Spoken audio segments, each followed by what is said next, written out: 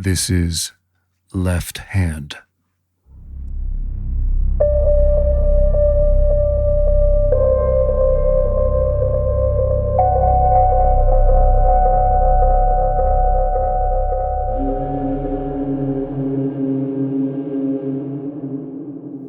Hey there, everyone. This is Sarepti, aka Craig, coming back with another Left Hand interview. Today we have, as promised, Jessica Elbert Decker, discussing her concept of motherless daughters in the Greek pantheon and how we might reweave myth amidst the fantasy of mastery imparted to us by the myths of old. I have a great slate of interviews to finish up the summer here on Left Hand, and if you have been enjoying what I am doing with this podcast, go ahead and support at the $5 level. Just shoot me $5 a month, and that will ensure that month after month, I can keep bringing fantastic guests back onto Left Hand. Okay, let's listen to Jessica.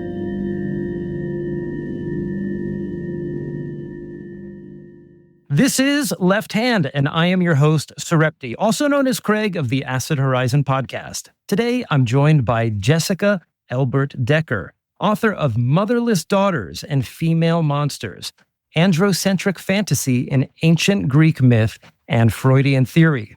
In this conversation, we will unravel the symbolic threads that bind Western culture to fantasies of masculine mastery, technocratic domination, and the severance of maternal lineage. Decker's work traces the unconscious logic of myth, where Aphrodite is born of severed genitals, Pandora is a manufactured bomb of sorts, and Athena becomes the perfect daughter of patriarchy. But this isn't just going to be a critique. Drawing on figures like Sappho, Freud, and queer feminist psychoanalysis, we will attempt to reweave myth into a counter-fantasy, poetic, non-linear, and resistant to the problematic aspects we just mentioned. So together, we will explore what happens when myth thinks itself otherwise. Jessica, welcome to the podcast. Thanks for having me. Happy to be here. So tell us a little bit about yourself and your research. In fact, you were recommended to me in a YouTube comment on another one of my videos. And I'll just say for anyone listening right now, I do take those seriously. So if you have a potential guest for the podcast, please drop it in the comments anywhere or just reach out to me wherever I am at. And you can find that in the show notes. But anyway, Jessica, let's hear a little bit about your work. So I work in continental philosophy, and I have a lot of sort of classics training as well. I do also a lot of ecofeminist work and psychoanalytic theory. So it's a strange interdisciplinary spot that I'm in. And I'm really interested in the ancient Greek myths. I'm very interested in ancient Greek culture. And I also am very interested in Freudian theory and especially the structures of the unconscious and the methodology that he gives us for exploring that. So I took on this project because I was thinking about how the ancient Greek myths end up in the ancient Greek culture. They end up in the philosophical methods and theories of some of the most prominent theorists like Plato and Aristotle. I think we start to see some of the same myths reappearing. And then reading Freud, we get the same kinds of structures and what I'm calling androcentric fantasies that are showing up thousands of years later. And Freud is an especially great person to look at because he picks up those ancient Greek myths and uses them as the structure of his own theory. So this project explores this trajectory of how these androcentric fantasies, and this is the ancient Greek warrior culture in particular is what I'm looking at when I say androcentric fantasy, how these themes get picked up, not just in philosophy in the ancient world, but then later on in Freudian theory, and how they still persist in our contemporary world. And I'm especially interested in how these things can be very damaging in terms of our ecological habitat, in terms of the oppression of people who are not part of the status quo. And I like that we brought Freud up quite early on. You know, when I was reading this and going through the index and the bibliography, I was surprised to not see figures like Carl Jung or Joseph Campbell, but Freud himself. You know, we know him as a psychologist and a scientist of sorts, but also Freud is a mythologist. at heart. I mean, when we look at the very basis of Freudian theories, the concept of eros and thanatos are, of course, connected to those figures that we see in the Greek pantheon.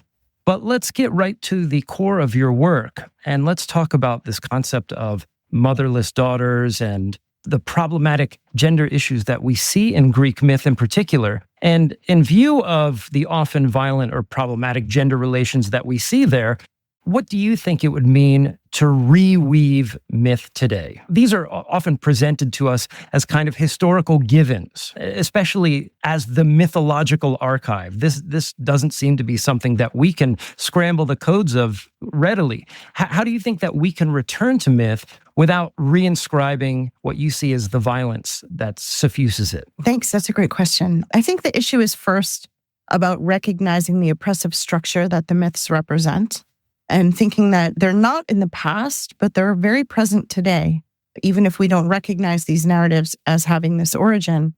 So the violent and problematic gender relations that we see in the ancient Greek myths, they haven't been resolved, nor has any gender equality really been achieved. Seeing the ways in which androcentric fantasy codes what's permissible for feminine and masculine behavior in these myths helps to illuminate the ways in which behaviors and identities are inscribed in our contemporary culture. I would never have believed, for example, when I was a high school student in the 90s, that I would live to see Roe v. Wade be overturned, which is just, it's unthinkable. It's so shockingly regressive. And I think the reason we must return to myths is because we're responsible for these narrative structures, and they have real and tangible effects on our everyday lives. So even if the unconscious underpinnings are not visible to us as a culture, we're acting out the same androcentric fantasies in our present world. And the first step in creating change is learning to see how that narrative and symbolic fabric is woven. And part of the impact I hope that my recent book will have is in recognizing that these violently misogynistic fantasies persist from the ancient world through Freudian theory of the last century and in the actual policies and behaviors that we see in our current society. Myths have their origin in the imagination, but imagination is what creates reality. So we ignore myths and the creation of myths at our own peril. When it comes to reweaving, I think the interesting thing about myth, what makes it really easy to look at these myths again, is because the myths are multiply determined, to use Freudian language when he talks about the language of dreams. So myths are multiply determined in that the ancient Greek myths are coming from this oral culture. So there's never just one version of the story. There's always multiple voices, multiple versions.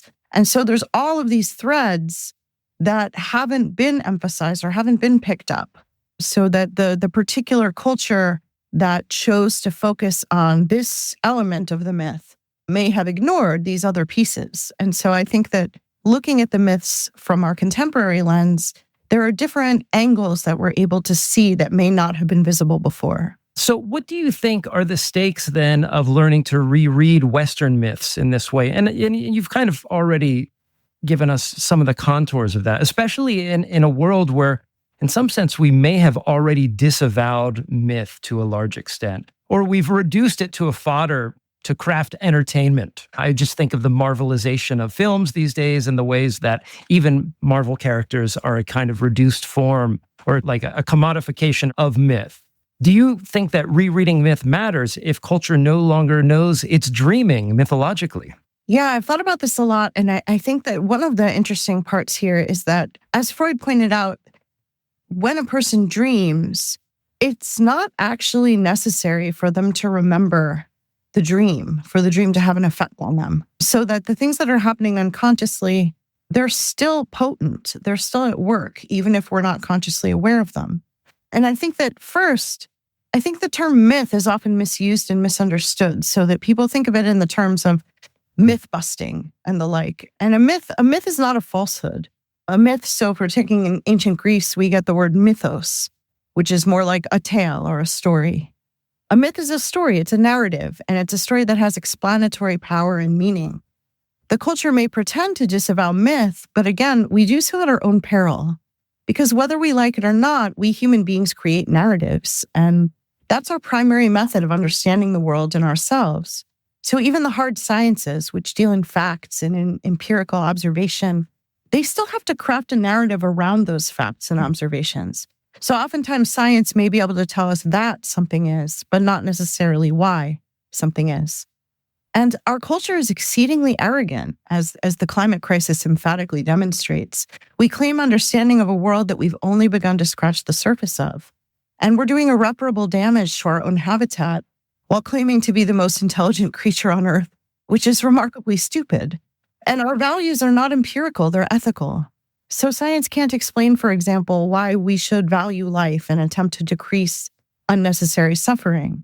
So science may have the tools to help us enact our goals, but the big picture, the questions we think to ask in the first place, those are determined by such complex cultural factors. So if we've created a narrative that tells us, oh, narratives don't matter, that's a really crafty deception, and it's very dangerous. And if there's anything human beings excel at, and I've learned this from especially studying the pre-Socratic texts in ancient Greek philosophy, human beings excel at cunning in our own self-deception. So I think that the question of myth, even if we're not aware of it, it's still something that is affecting us, and we have to grapple with it nonetheless.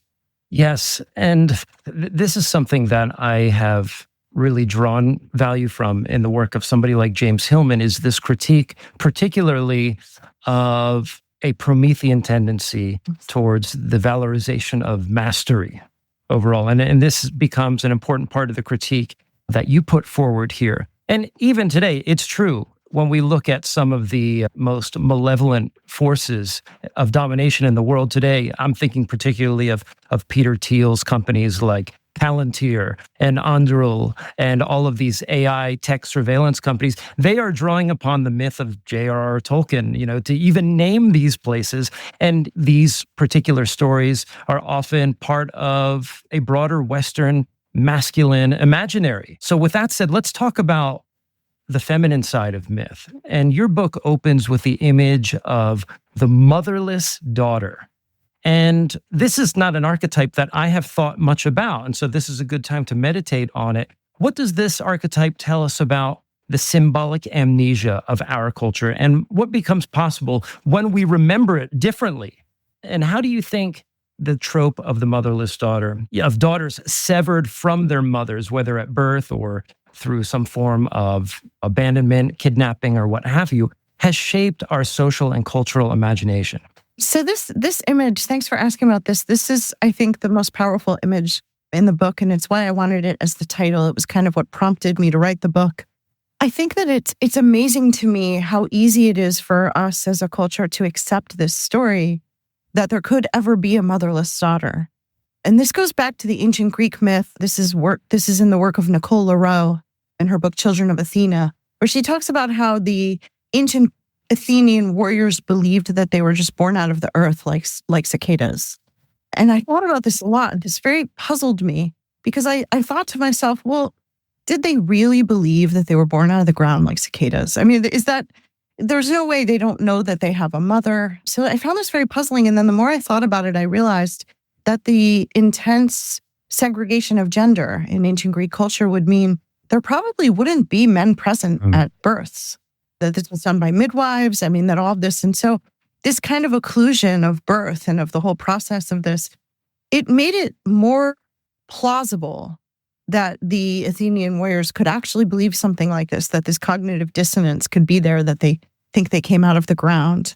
And so how the appropriation of lineage and the genealogy by patriarchal forces, how it's enacted this violence in splitting mothers from daughters, this has happened symbolically, culturally, and legally in terms of legislation. And I was at the Collegium this summer in Città di Castello, and Emanuela Bianchi was presenting for the first week when I was there on this exact topic of genos in ancient Greek. So genos is where we get genealogy, the word genealogy from. And how do we trace our roots? How do we know where we come from?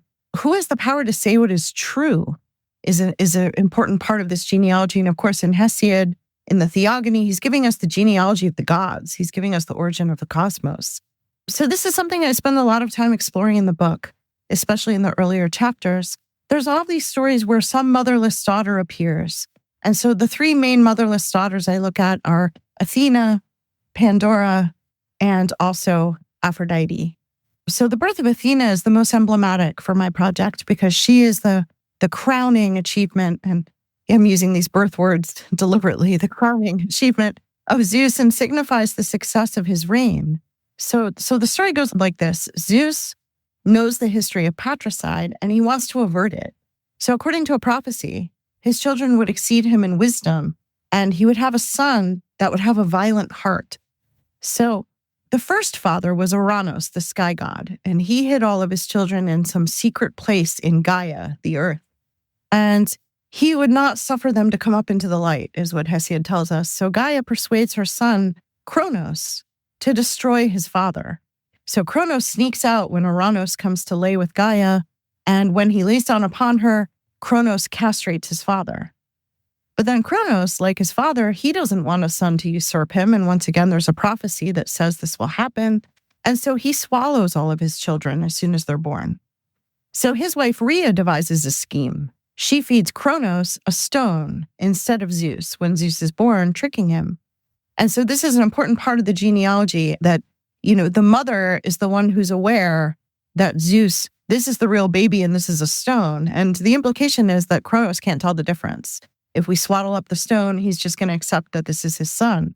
So this works, and Zeus grows up and he defeats Kronos and also gets Kronos to disgorge all of his siblings. So we have some of the other gods that were born. So once again, the father responds to the prophecy by this violent maneuver. So Zeus hears the prophecy. He swallows, instead of his children, he swallows his first wife, Metis. And she's the goddess of cunning resourcefulness. So she's already pregnant with Athena when Zeus swallows her. So in this way, Zeus not only consolidates his reign as the supreme father king, but he also usurps the power that his wife embodied, this cunning resourcefulness. So Metis, this is the quality that distinguishes Odysseus as a hero. So one of his epithets of many devices is the same epithet that's used for the trickster god Hermes. So this skill was originally the queen's. This was Metis herself, the embodiment. But after she was swallowed and her power usurped by Zeus, her skill lives on in her daughter Athena. So Athena is a motherless daughter because she is, quote, born from Zeus's head. But this is only possible because the blacksmith god Hephaestus, who makes weapons, hits Zeus over the head with an axe to free Athena. So she comes hurtling out in her full armor. And so many androcentric fantasies abound about this motherless daughter. She helps all the heroes on their quests, and she loves war, but she has absolutely no scary, perilous sexuality or maternal power. She's a completely androgynous figure. She's a warrior. I mean, she's so cool you could almost forget she was female if you were an Athenian soldier.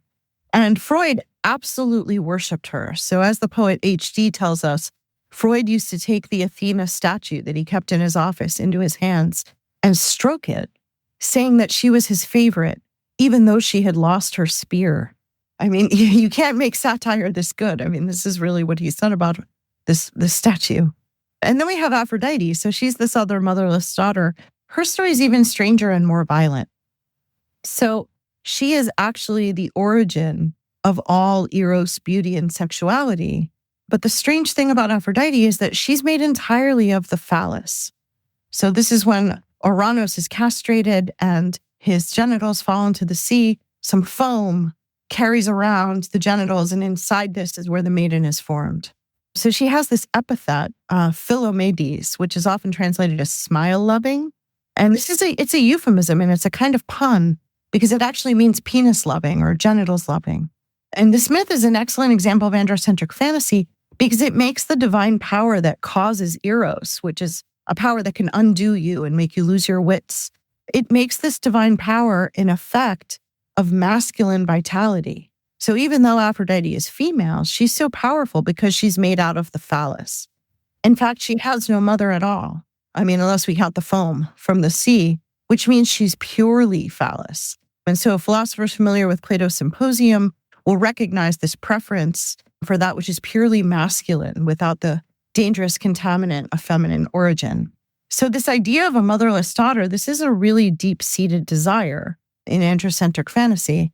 And we see this again in the creation of Pandora.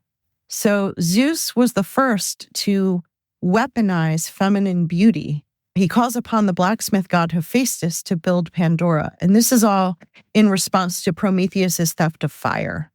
So Prometheus steals fire, he gives it to the mortal men. At this time, there were no females, and there was no death, and there was no toil, and there was no suffering. So it was this sort of paradise, Garden of Eden sort of world with the men. And Zeus decides he's not just going to punish Prometheus himself, he's going to punish the mortal men as well. So he calls upon Hephaestus, the blacksmith god, once again, to build Pandora. And she's this ambiguous, fabricated being. So Nicole Leroux has called Pandora the femme fatale in Hesiod's narrative.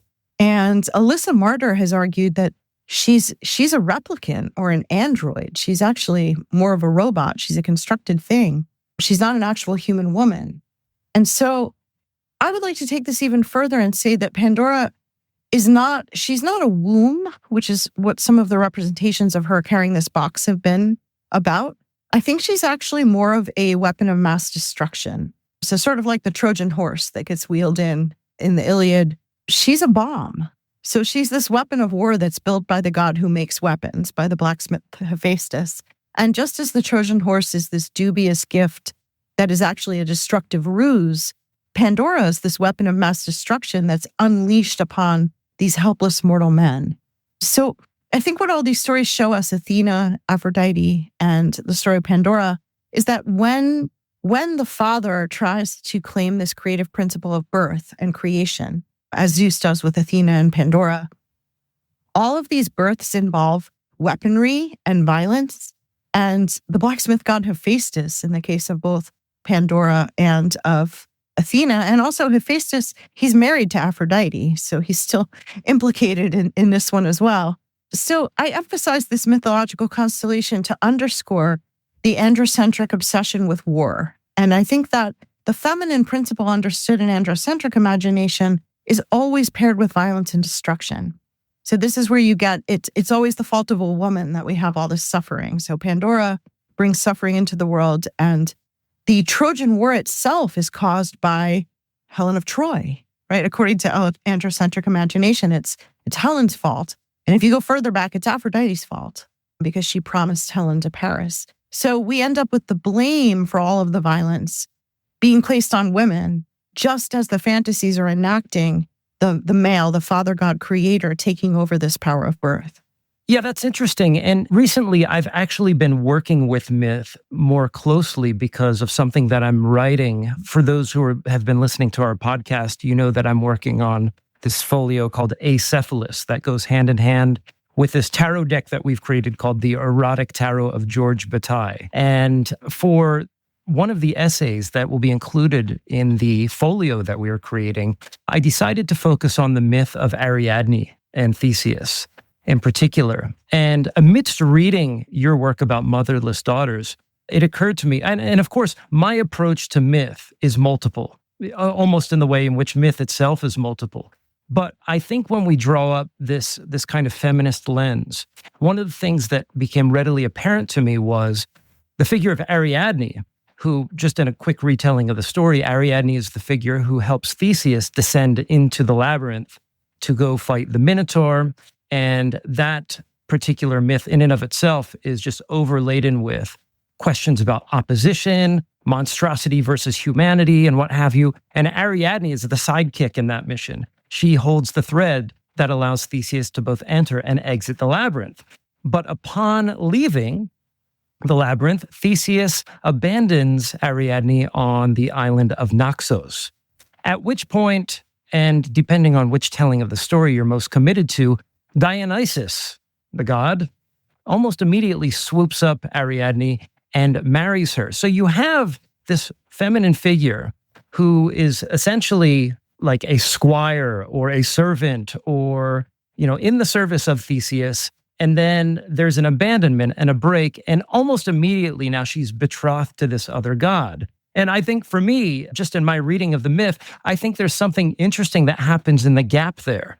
Like, what does it mean for Ariadne to be abandoned, to be alone, to be on the island of Naxos, asleep, silent at night, with no suitor, with no husband? It's something that I think deserves a certain interrogation, which I'm trying to develop in the essay. But I was hoping that maybe you could react to that. Yeah, I love the story of Ariadne, and in my conclusions, the last chapter, it's titled Ariadne's thread is umbilical.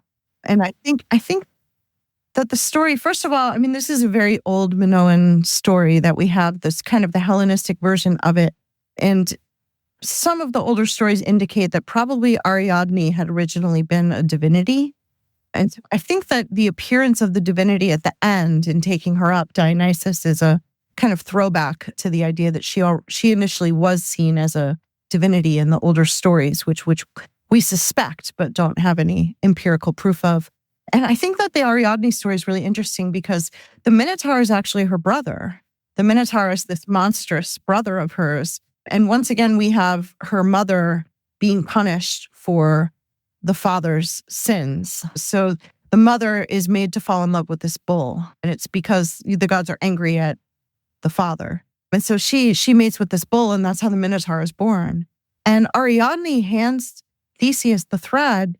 I mean, she's allowing him into this labyrinth. And I think that, and this was suggested to me by a colleague of mine from graduate school, Matthew Mayock, suggested to me that the labyrinth is like the mother's body. This is something that the son doesn't have access to. It's, for Freud, this is the dark continent. And that Ariadne has some sort of privilege in being the daughter, that she's able to help Theseus navigate this space.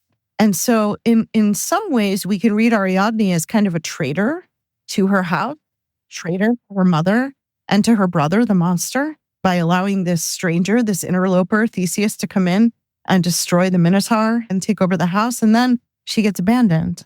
And it's really interesting because the abandonment of women, I mean, this also happens with Medea.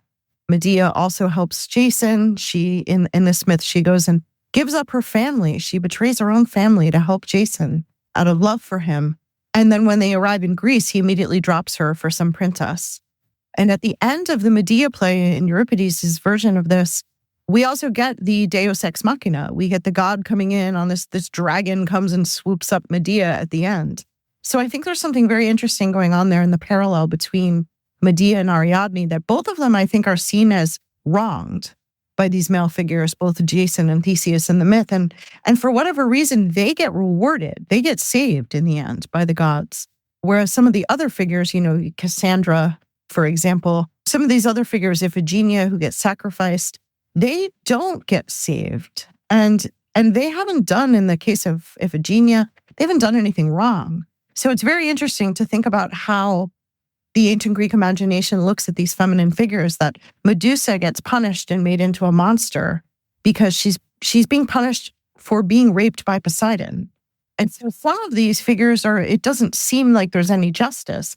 And in these other special cases, there's this divine intervention that comes in and sort of rescues these feminine figures such as Ariadne and Medea, which I think is a very interesting trope to look at in the myth, and how certain women get rewarded even if they're quote unquote bad, like Medea, and other women get punished even if they haven't done anything wrong, like Iphigenia, who's an innocent. While you were talking, I was still somewhat mulling the notion that there's an interpretation of the labyrinth as the uterus, because one of the ways that Ariadne's myth is often construed is it shows us a shift between the image of the heroic mode of existence, where you have this figure who's created, they've poised themselves in opposition to a monstrosity. And I think it's somewhat ironic, well, no, it's completely ironic that it happens within something that might be a uterus. And it's upon the conquest or the mastery of that monster within that space that is ensued by an abandonment of femininity altogether. Subsequent to that, we have Ariadne, or at least it opens the opportunity to see how that burden was so taxing for us.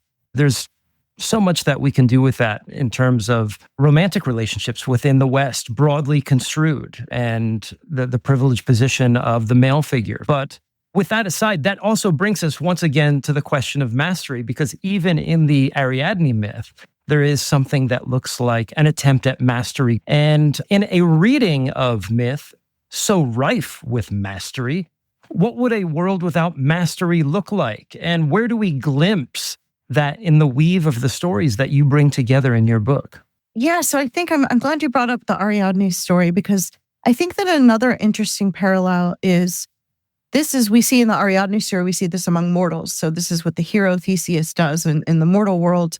There's a parallel to this in the world of the gods, this is where Apollo goes and slays Python. And Python is located at the phallos, which is the navel of the world. So if you think the navel of the world, then that makes Python an umbilical cord. So Python is the snake at the navel of the world. And when Apollo goes to situate his Delphic oracle, and he's going to Delphi and he's going to take over this place. And it seems as though prior to that, Python and the phallos, they were this deep connection to Gaia. It's the navel of the world. It's part of Gaia where this navel exists. And he goes and he slays Python. So he breaks the umbilical cord. And this is a kind of symbolic taking the male figure away from the mother. And in this case, the mother being Gaia herself. And I think that this enactment, it's incredibly violent. And what the Delphic Oracle does is it replaces this connection to Gaia with the voice of the father, very literally, as what Apollo's oracle does is speak the will of Zeus to mortals. And the Delphic Oracle also, interestingly, works by way of priestesses. So they're female figures who actually deliver the oracles. But that when Apollo goes and does this, he's exerting this very male mastery over something that already existed, this connection to Gaia, and he's replacing it instead with this mouthpiece to the father. And so I think that this kind of mastery that we see in the myths that takes this very violent form, this is only one form of power. And I think in terms of our contemporary society, a way to think about mastery in this sense is that it's only one form that techne, the ancient Greek word for all arts and crafts and creation, where we get our word technology from. Mastery is only one form that techne can take. I think that there are other examples of this. So mastery is just one form of power. And it's about, in this myth, this androcentric kind of mastery, it's about total control and domination. So the problem is not narrative. The problem is what everyone calls the master narrative. So the idea that there's only one story, there's only one identity that matters. And this is what happens when Apollo slays Python, places the Delphic Oracle. Now we just get the voice of the father. And all the other voices are drowned out. This is the official authoritative one. And I think this is, not to go into Lacan too much, but I think that this idea that this is how the child is initiated into the symbolic is through the name of the father and through this break with the mother. So I think that this is the oppressive force of mastery. So if you want to see examples of order without mastery, I think you can look at anything in the natural world. So lots of different things that are living and being in the natural world. This is not chaos. It just isn't the total control of mastery. It's not the panopticon. So what we get in the natural world instead is we get something like emergence. So this is a different kind of power where power is shared. So things are being woven together. This is what Donna Haraway calls sympoiesis, which is like creating together. And this is what we see everywhere in the natural world. And this is a threat to mastery because, first of all, we don't have the total control. The outcome is not always predictable. And if you look at, for example, Darwin's theories, which a lot of current contemporary female thinkers have been thinking about. So, for example, Elizabeth Gross takes up Darwin's work, and she sees this as a really sort of revolutionary way of thinking about the forces of the natural world, that we get this unpredictable force of total difference, that this is what natural selection is doing, because we don't know how it's going to turn out. There is no telos at the end that we can predict, which of course someone like Aristotle absolutely wants to be the case in terms of truth, in terms of understanding the world. And that actually what we get in cases like emergence or in Darwin's theory of natural selection, we get this absolutely unpredictable force of difference just hurtling through space. Because what comes is dependent upon the circumstances and all of the various changing elements of the habitat and of the situation, so that what we have is constant change. And so if you want a cultural example, so if you think about a world without mastery, I think of the Avatar movies. So one culture has this very, very militaristic technology. The other culture has this biotechnology that is seamlessly integrated into the world without violence. And so I think we've already seen images of what a world without mastery could look like. It's just that the masters in power don't want that world. They don't want to give up power to have a diverse multiplicity of voices. They want it to just be the voice of the father. And I think that this is becoming increasingly evident as that total control is being threatened more and more. I think with the mention of the natural order, now it might be a good time to bring up the gender piece, because one of the concerns that I just have about myth, broadly speaking, is the ways that it's often taken up in conjunction with a naturalistic view of the world, whereupon we use things like myth to reify things like gender, masculinity, and femininity. But when we look to the archive, there are clear examples by modern lights, what seem to be queerness or ambiguity. And, this is, I'll put on the table one thing that I think is an important challenge politically in our times is, and here I'm thinking specifically of the way a certain thread or a certain lineage or a certain school of modern Jungian thought is taking shape. Not all Jungian thinkers are like this. I mean, I'm thinking particularly those motivated by the likes of Jordan Peterson, who I don't really think is the most serious of Jungian thinkers. But also there are some more prominent ones who will use the gendered aspect of mythology perhaps to justify our sociocultural gender norms. And so I hope to parse that out a little bit. And maybe the way that we can do that is by telling a story, by telling a myth, which is the myth of Hecate, which I think you have a very beautiful rendering of. And if I'm not mistaken, because I read this a couple of weeks ago now, you use that myth as a way to talk about how this third term, this sort of ambiguous term, comes in to even undergird the notion of male and female. Yeah, no, that's wonderful. I think that there's something very strange going on in Hesiod when we get what scholars refer to as the hymn to Hecate that appears in the Theogony. And it's so bizarre because he's telling a story of all the origin of the gods. And then he gets to Hecate. Now, Hecate pre-existed Zeus. So she's much older, and she's not exactly a Titan goddess either. She's sort of a singularity. And the ancient Greek word that is used to describe her is monogenes, it means that she has no siblings. She's an only child. It also means she has no children. She has no consort. And it has this connotation of her being a singularity, that she's the only one of this kind. So genos as a kind. So she's monogenos. She's the only one of that kind, which is a very interesting concept. And so she is this very interesting goddess because her origin is somewhat unclear. And in Hesiod's Theogony, she is the only figure that I've found who's actually traced matrilineally. So they tell us her mother. Her mother is Asteria. And all of the other ones are traced through the father, is the common way of the patrilineal designations. So Hecate has this interesting status because she is designated as this triple goddess. And the origin of this is, in some sense, and again, it's probably multiply determined, it's because she has dominion over all three of the worlds. And by the three worlds, I mean the sky, the earth, and the underworld. And so when Zeus comes in and is establishing his reign, he has to contend with the power of Hecate because Hecate doesn't lose dominion over any of these things.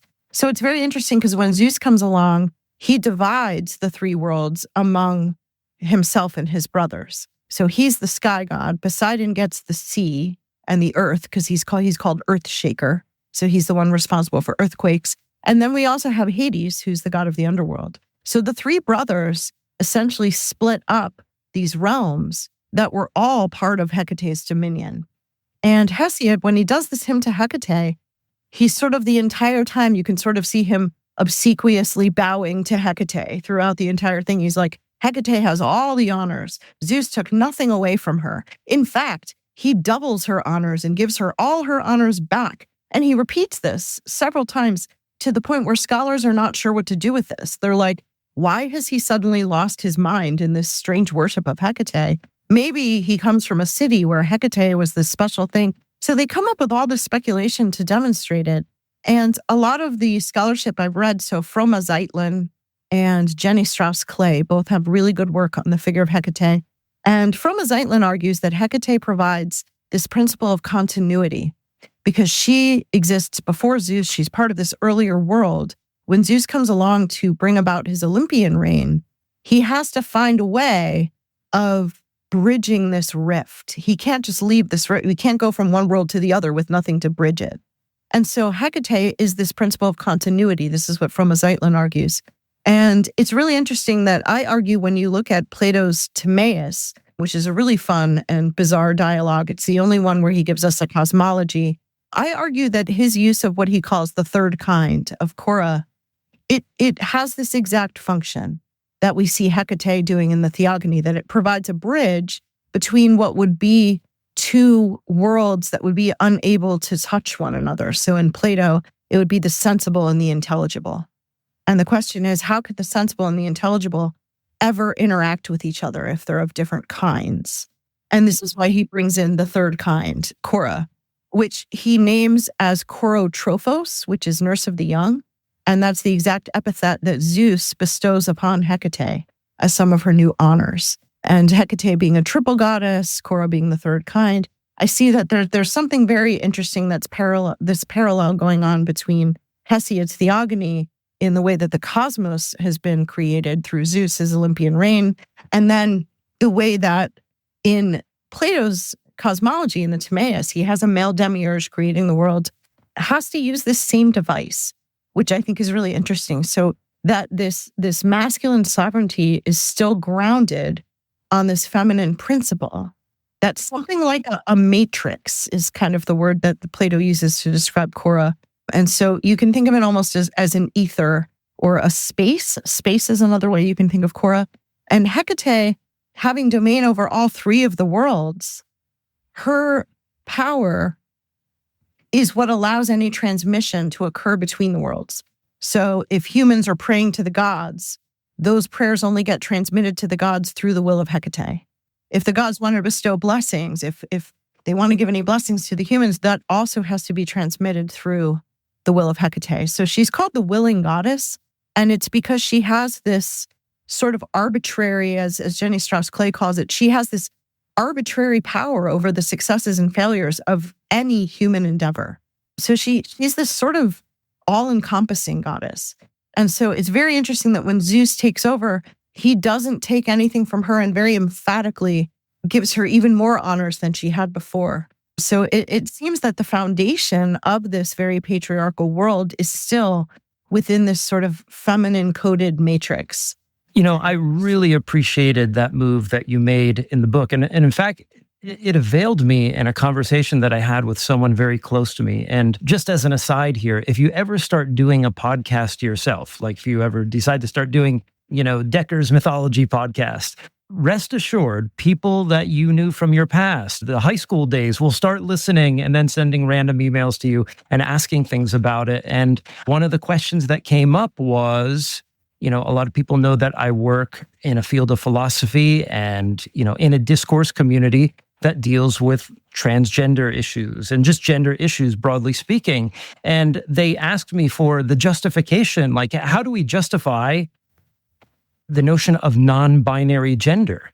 And I made recourse to the myth, basically not the myth itself, but I think the move that you make there and demonstrate has been one that has been imported by many philosophers. It's kind of metaphilosophical move to, as you said, how do we negotiate the divide between something like two different kinds or something of a conventionally binary structure? And I thought it was just absolutely fascinating.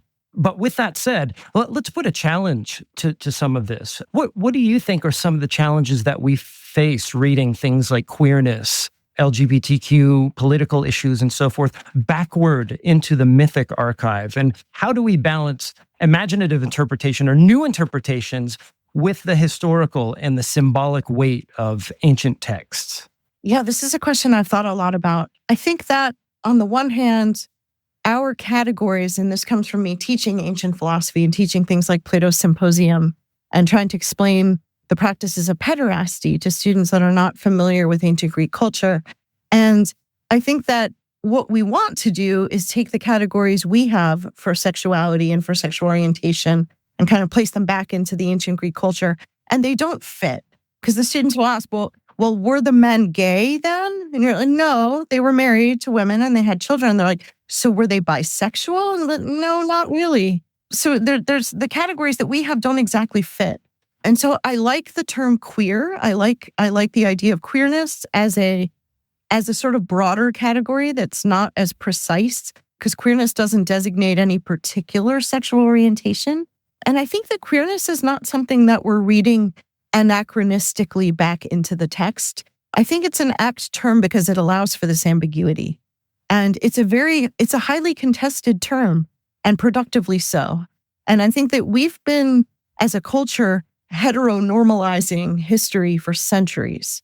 So when people read Sappho, they're like, oh, they were roommates. Like we get this kind of heteronormative reading of, you watch the movie Troy. This was me yelling at the screen. Patroclus is not Achilles' cousin. Patroclus is Achilles' lover. And if you don't know that, it doesn't make any sense why Achilles goes completely berserk. We lose the entire force of the meaning of his anger, of his meanness that happens in the Iliad.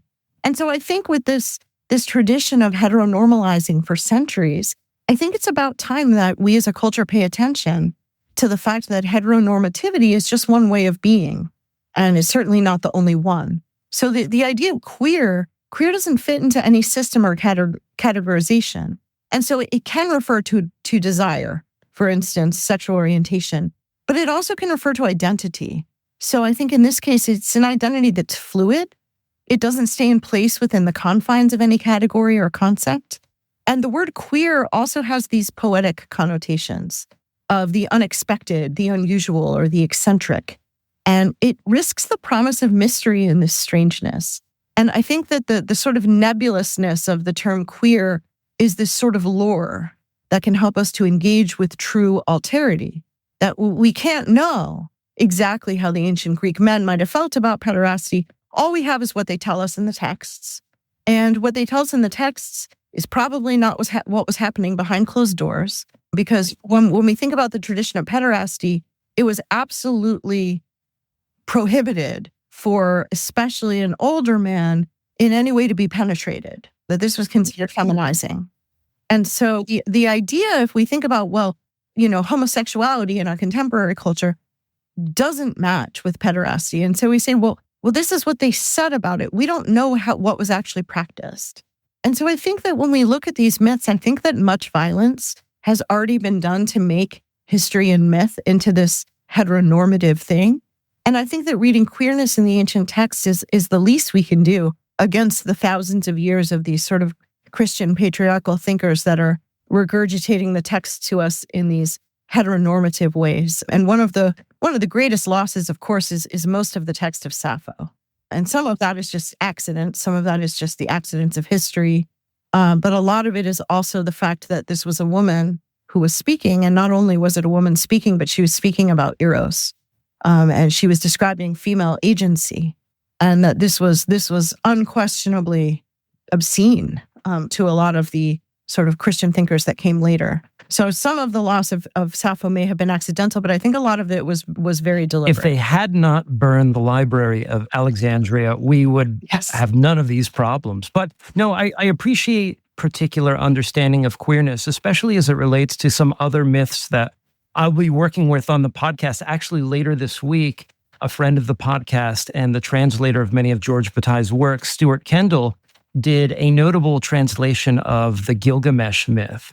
And one of the things that he contends with, in fact, I highly suggest picking up his very readable and very aphoristic and very pagan version of Gilgamesh, where he does contend with this question of whether or not Gilgamesh and Enkidu have a kind of homosexual or homoerotic relationship. But I think the concept of queerness that you're putting forward actually allows us to go beyond that. Okay, perhaps there was a sort of erotic feeling in the manifestation of that narrative, but clearly there's something beyond that as well. And if we miss the multiplicity of the myth, well, I think then there is a risk of reinserting or revalorizing a kind of mastery by centering an interpretation that is anachronistic. I think we should always be interrogating our impulses, even as we reach back into the archive with our current values, whatever they may be.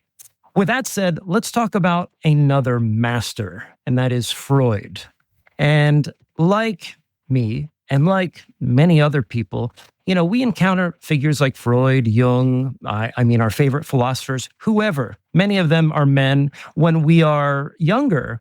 And of course, these folks and their work is responsible. We become completely enamored with it, and it shapes how we think. And then, of course, we come to other things, and then we start challenging the dominant presuppositions that have come from those encounters with those thinkers.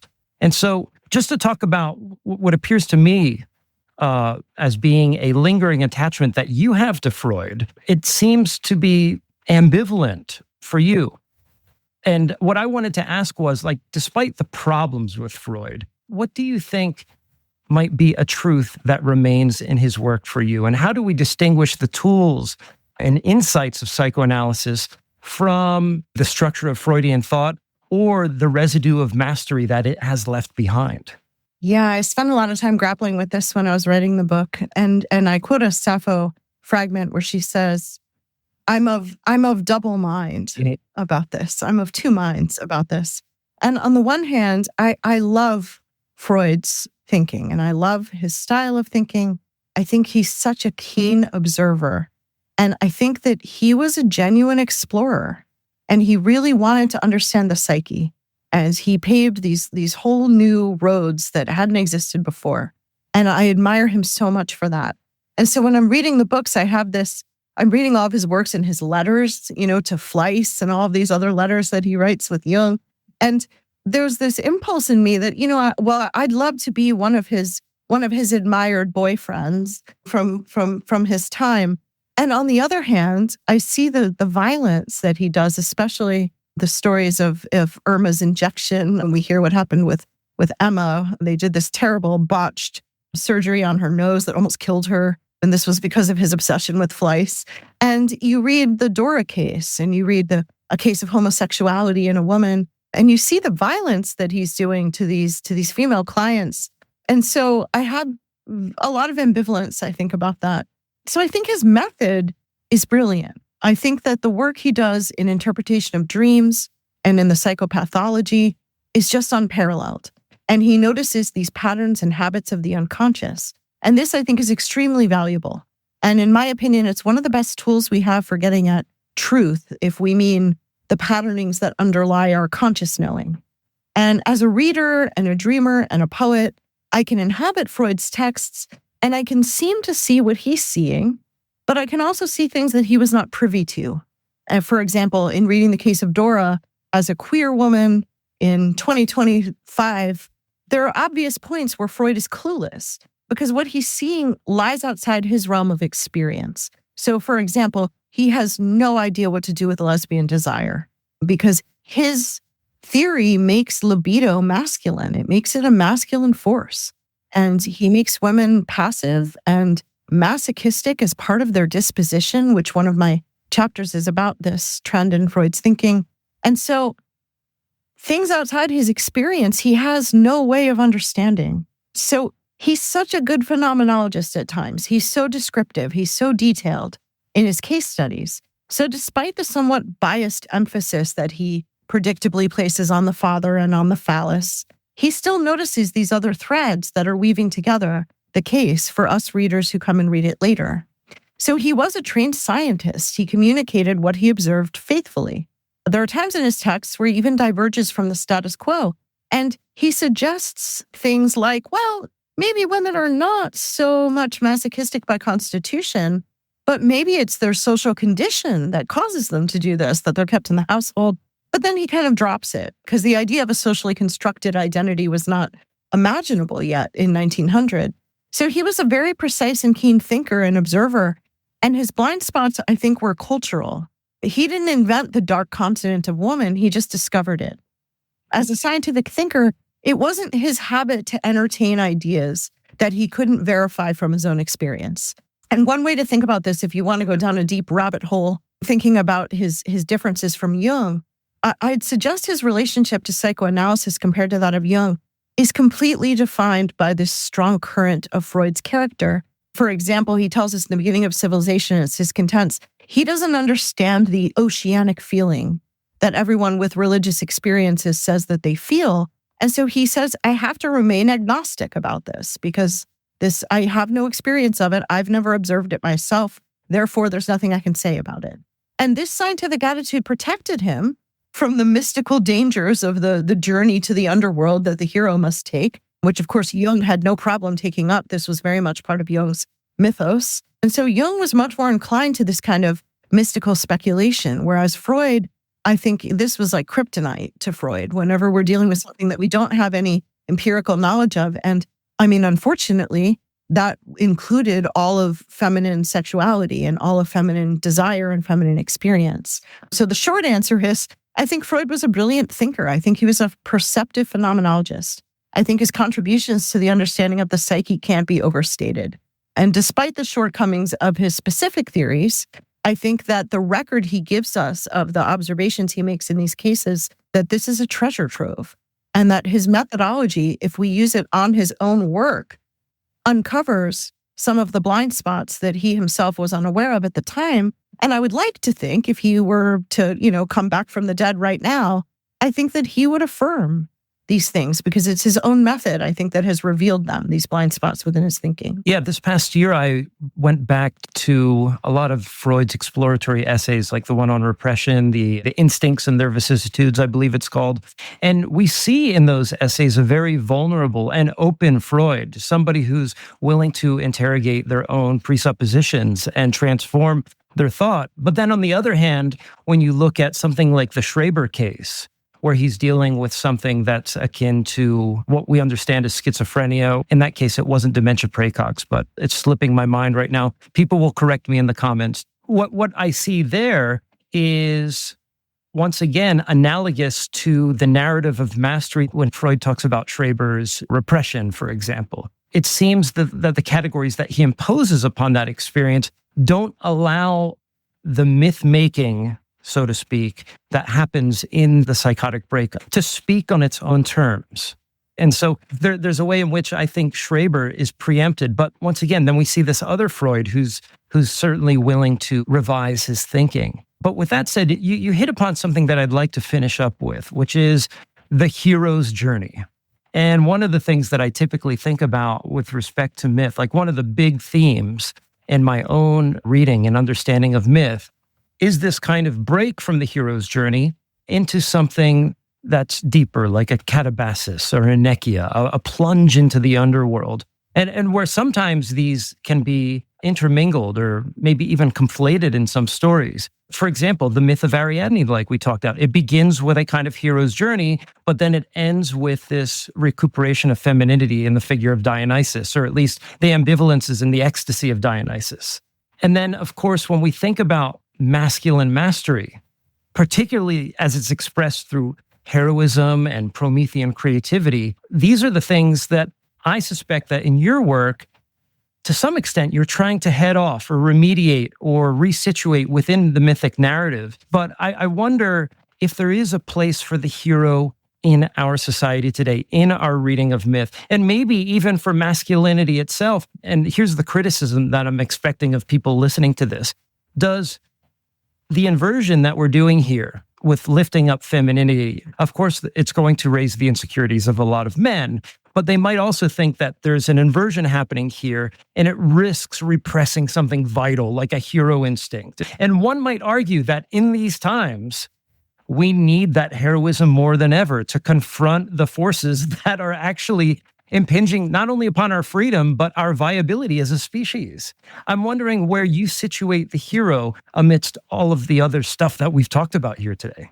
Yeah, I was so grateful for this question. This is such an important point, and I want to emphasize this especially because I think that a common misperception about feminist work is that we just want to flip the binary, and now women are going to be superior and dominate over men. And my work has always been, and this is true of my work in the pre-Socratics, who are dealing with opposites and, some things we may later come to call alchemy. I think that the binary between opposites is always permeable in the first place.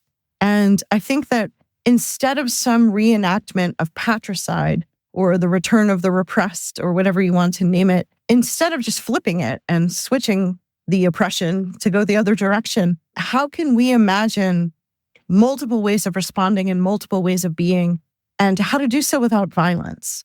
And so, as ecofeminist thinkers have always said, binary thinking results in this antagonistic dualism. So you end up with us versus them, men versus women, division into these two categories, which gets coded as this militaristic aggression. And so I think, we don't need to have the Colosseum and fight to the death as the paradigm. Instead, we can have a kind of different world. And I find that when trying to teach ecofeminist texts about this and what antagonistic dualism means, there's an overemphasis on competition instead of looking at, for example, collaboration. And so, one of the ways I try to emphasize this to students is I say, look at reality television. You're like, well, we're not obsessed with competition. Okay, well, let's all sing. No, it will be a competition to the death. Well, let's bake cupcakes. No. It will be a competition to the death, right? That everything we can think of, we have to make into this model of some kind of, binary antagonism. And that this gets played out ad infinitum. Like this is in every possible register that you can find. And I think that when we think about the hero, I think there's so much creativity that does not involve violent oppression and destruction. And so, like in the case of Prometheus, what Prometheus does is super ambiguous. He brings fire to the mortals. And one of the things I like to think about when I'm teaching the story of Prometheus is, should we view him as a hero or as a villain? Because yes, he brings this divine thing. He brings fire to the mortals and gets punished for it. But at the same time, in bringing the fire to the mortals, he's also brought them mortality and destruction and all these other things that come with it. And so what is his motivation? And we don't totally know. Does he do this because he cares so much about the mortals? Or does he do it because he wants to best Zeus? Right? And we don't know. And I think, again, when we get myths like this, we have to say it's always both, right? It's always multiply determined in this way. And so the character of Prometheus is this very creative. I'm also thinking of somebody like Daedalus, who makes all of these incredible contraptions and builds all of these amazing things. And this creativity is not violent or oppressive or destructive. And so the warriors that go out just slaying everything left and right is a different model of heroism than this kind of intelligent creation and scheming that we get in some of these other figures. So I think, again, techne as mastery is only one paradigm that's played out. And I think that we've seen the effects of it. They're life-destroying and inevitably counterproductive. And we see this in the destruction of our planetary habitat. And, competition, of course, not to go too far afield, but competition is the basis of capitalism. And so I think that model, that economic model, also plays into this androcentric fantasy of competition. And so there are other ways to be a hero besides going out and slaying everything. Heroes build things and they birth things, they dream things into being. And I title the origin stories chapter of my book, War is the Heart of Androcentric Fantasy, because I don't know how to make it more plain, that I think that this has been the arche or the paradigm behind a lot of these fantasies. I think that our culture is obsessed with war. I think that we are possessed by war, and that every image, even if we're talking about birth and creativity, becomes war-laden when we're not aware of these sort of unconscious impulses and themes. So if you look at the myths, you'll see that every possible creation, even the creation of life itself through birth, is made into an image of war. So Zeus gives birth to Athena when the blacksmith god who makes weapons cracks his head open with an axe. Zeus and Hephaestus build Pandora, who's this sort of replicant. And even in the fantasy of the father taking over birth, the stories become coded in this militaristic imagery. And I think another place you can see this is Plato's famous allegory of the cave. The prisoner escapes. Should he go back in for the others? This is a prisoner of war scenario. I mean, this imagery is just so suffused into all of these philosophical ideas, into all these mythic ideas. And this is why I love Sappho so much. This is why I was halfway done writing the book and I realized I needed some kind of antidote. I needed some kind of counter narrative to all of this militaristic language. And I found this in Sappho because she sees this obsession with war and she kind of gently mocks it by pointing out how war and armies are eroticized in this masculine fantasy. And if you read the Iliad, and I actually had a student did a wonderful paper, it was so funny. I kind of jokingly pointed out that the Iliad is like kind of like soft porn, that it's this very homoerotic, there's always spears penetrating everything, and it's lots of sweaty mingling of bodies. And this, of course, is the power of Aphrodite. It's mixus. And it refers not just to the sweaty mingling of bodies in the bedroom, but also the sweaty mingling of bodies on the battlefield. And so I think that these are inextricably tied together in ancient Greek myth. And our culture may be very different from ancient Greek culture, but those warrior values, I think, are still visibly evident. And I think this is especially terrifying as we see the growth of the police state. I think that the idea of the beautiful death of the warrior, which we see in, the only way to have ever living fame is to die in battle. And I think that this, like very tragically, very sadly, I think informs some of the profiles of the active shooters, that there's this need for this heroism. And I think that if the culture doesn't afford like boys and men and people who identify as masculine, if the culture doesn't afford any other paths to heroism besides this violence, I think we're doing a great disservice to masculine persons. And I think that what we need is to see more sort of diversity in the ways in which we understand male heroism.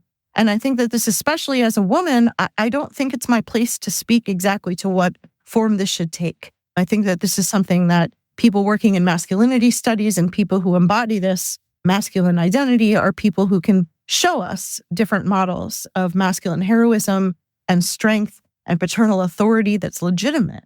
And I have a lot of sympathy for the kind of male rights impulse to try to save some of this heroic and strong, powerful masculinity. I think this is where myth can really help guide us. I love the story about the strong male hero who's going to sweep in and save all the people in danger. And again, you speak to the Marvel universe. I mean, I think we need this, that we need this in our culture. And so the project that I'm doing here is not about suppressing anything vital. Quite the opposite. I think it's about allowing these vital things to grow in new ways. I think that there are new stories to be told. There are strong masculine figures who use strength and power in ways that are not dominating and destructive. And part of my point is there always were masculine figures like that. And so even in the ancient Greek myth, the Odyssey is the most popular tale from ancient Greek myth, and its hero is a trickster who uses cunning to best his opponents. So Odysseus is not Achilles, right? He's not going out there just to kill everybody with a sword. His entire methodology is this intelligence, is this scheming. So he's not Arnold Schwarzenegger. He's not Rambo, right? He's like more like James Bond or something like this. And this is the register where I imagine Athena. And I think that Athena, as this kind of non-binary androgynous character, she has this kind of double agency. She's skilled in metis, in this cunning resourcefulness that she gets from her mother, but she's still also the daughter of Zeus. And so I think she's a character where we can see these different threads of heroism appear. And it's especially important that she's the patroness of Odysseus, that she's the one who helps Odysseus, the greatest hero, to overcome all of his trials in the Odyssey. And this is what distinguishes her from Ares. She's a goddess of war, but she's a god of war with skill and with strategy. And so I think that we do have in the myths some models for how we can move forward in this way. And I'm hoping, and I see this in the culture, that we're seeing these reimaginings. I don't think that we see as much sort of Rambo as the hero in a lot of culture. I think that we see, I'm thinking of the recent James Bond movies where James Bond, he's old. He doesn't know if he's going to pass his physical. He's vulnerable, right? He's suffered. And it's his intelligence, it's his wit that makes him such a good hero. So it's not just how big his muscles are. And I think this is a much less pathological model, I think, of how a masculine hero can unfold. And I think that we're seeing these examples already happening in the culture. And so I hope that we'll start to see them more. There are a lot of great moments in that response, and I'm sure that's something that I'm going to listen back to a couple times. But I have to admit, I am stuck on the assertion that the allegory of the cave is like a POW tale. And immediately I went to Rambo. And the first thing that I thought of was how in the 1980s in particular, the redemption of the American male, American masculinity, particularly of the veterans who were affected by the Vietnam War, happened through an absolute multiplicity of films about the Vietnam War, action films primarily, many of which had to do with extricating POW comrades and bringing them back. And I never stopped to think that there is a mythological trope there, a very Herculean one, like killing Cerberus at the gate, going deep into the underworld and rescuing the prisoners and bringing them back, but not spending time with the wounds and the vulnerability of that space, definitely angling oneself against them. But with that said, Jessica, could you let us know what's something that you are working on right now and how are you expanding this research? So I'm actually working on a bunch of projects right now. I have an edited volume that I'm working on with a colleague of mine, William Koch, that is about magic in the ancient Greek tradition. And it's especially about thinking how magic had been kind of sidelined by rationality and not seen as a valid way of thinking or of understanding the world. So we're trying to collect essays that will give a sort of different voice to this thing that I think has been buried from ancient Greek culture. I'm also working on an edited volume with Joshua Hayes that's about the concept of nostos, so the homecoming of the hero. And once again, we want to look at the traditional text, Odysseus, but also look at figures like Penelope and look at some of the women in tragedy and how they might have a different form of homecoming since they in fact stay in the household. Like what does nostos look like for these other figures? And I'm working on a book on Sappho that is thinking of Sappho as this antidote, which is some language I play with in the book that I have just finished. And I think that Sappho has a very different perspective on ancient Greek culture that can give us some different sense of how to understand eros and erotic relationships. And the main gist of it is that Sappho's model of eros is not like the model of pederasty or the model of heterosexual marriage in ancient Greek culture, where one of the lovers has a different status, has a higher status than the other. So you always have this sort of domination and possession as the model of love. And that instead, Sappho gives us a model of love between equals, where there's reciprocity between the lovers. And I think that this is a really helpful way of thinking about erotic relationships in contemporary culture, especially when we're trying to move outside of binary gender and binary sexual orientation and thinking about different ways of being and different ways of being lovers. I'm also working for the last 20 years or so on a book on Heraclitus that I'm trying to do a lot of the translations on my own. But I think that Heraclitus is one of the most interesting figures from the ancient Greek tradition. And I think that his legacy kind of got covered over by figures like Aristotle, who read what the pre-Socratics are doing according to his own paradigm, that they're all looking for this arche, they're all looking for a first principle. And I think that Heraclitus, his philosophy is based in this understanding of opposites as permeable. And so this has been he's kind of my biggest teacher throughout all of my works in that. And so I'm really excited to get that project finished. But I think that these are all tangentially related to what I did in Motherless Daughters. Oh, fascinating. I'm a big fan of Heraclitus. Once again, Library of Alexandria, we miss you. That would have probably availed us of many of the problems that we're dealing with today. But Jessica, thank you very much. It was wonderful to read Motherless Daughters, and I will put a link to, we'll talk after the show, and we'll get links to anything that you want to promote and put them in the show notes. And we'll have you back on sometime again. Great. Thank you. Thanks so much for inviting me. It was a pleasure.